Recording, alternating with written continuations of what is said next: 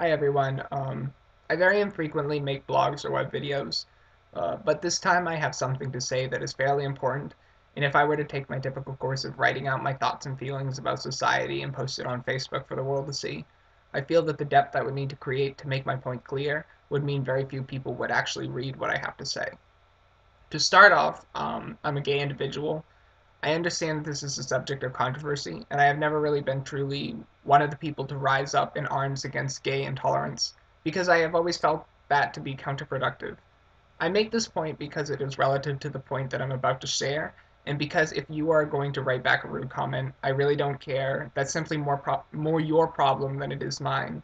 However, if you are someone that has misunderstandings about gay people, I would encourage you to keep watching because I would like to share my discovery on my own prejudices and how I adopted. Many of my gay friends and straight allies are not very much like me, and whenever they encounter a gay prejudice in life or simply seeing a prejudiced man on television from Mississippi, they will become overwhelmed with anger and hostility to the same people that we are trying to make the case that we are normal people, trying to simply be normalized into society. My mother is one of those individuals, and when she is overcome by rage, I feel that the argument she is attempting to make is not being heard, because I simply tune out emotional arguments. I also feel that many people, including those who have prejudices, will do the same.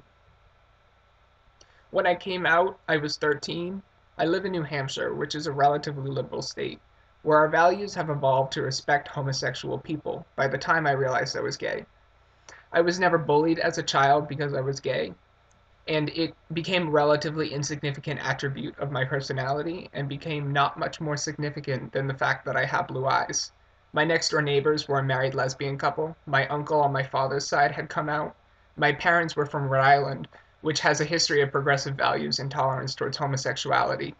And I never saw the reason to stay in the closet, and my life never changed by the fact that I didn't. However, just because we're becoming more tolerant towards homosexuals and ahead of the curve as compared to the rest of the country, it did not mean that our society was free of prejudice. There was occasional gay prejudice I encountered, but I never found it to be as extreme as the prejudice I realize our society has for transsexual people. Our society has always had a form of prejudice or another. At one time it was blacks, or the Irish, or the Jews, Latin Americans, Catholics, and gays. But a prejudice we have now towards another type of people who has the same problem. It's an unchangeable feature of themselves that society discriminates against them for no other reason than the majority is uncomfortable around them. We justify our prejudices by calling them the other people or the weird ones. As I was growing up, people would tell me that it's okay to be gay so long as you don't dress like a woman. Or I don't care that you're gay because you act like a boy. And because these ingrained social prejudices of our society, I adapted the position that transsexuals were trying to act weird. They were trying to be as weird as possible, to express their sexuality, and they were trying to halt all the progress the gay community was making. I didn't understand transsexuals because I did not have the factual evidence, and I was making the wrong assumptions based on the social prejudices of our culture. Throughout my adolescence and my early adulthood, I retained this prejudice, remembering back to when I would walk in the malls and seeing transsexuals and being frightened, and going to a gay club and watching a drag show and thinking that they were trying to ruin the progress of gay society. That they were trying to normalize, that we were trying to normalize, and they were trying to be so undesirable that prejudiced people would not want to adapt homosexuality as a social norm. But I realized that the prejudice I had only when my brother, who was 5 at the time, in a kindergarten class, was invited to a birthday party of a transsexual child. A 5-year-old transsexual who at only 5 years old knew that she associated with the opposite gender more than she did as a male. At the same time, another story surfaced in the local city of Nashua that a conflict was arising between a school system and a young transsexual. I realized that these people were not trying to be weird. They're not trying to garner attention as I had previously thought, but rather trying to adopt a gender identity they most relate to.